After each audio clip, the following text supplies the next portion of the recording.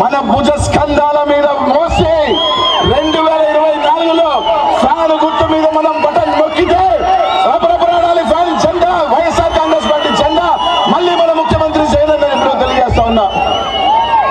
నిన్న మొన్న మాట్లాడుతూ ఉన్నారు, ఎవరో మారిపోతా ఉన్నారు, వైఎస్ఆర్ కాంగ్రెస్ పార్టీ నుంచి వెళ్తున్నారని.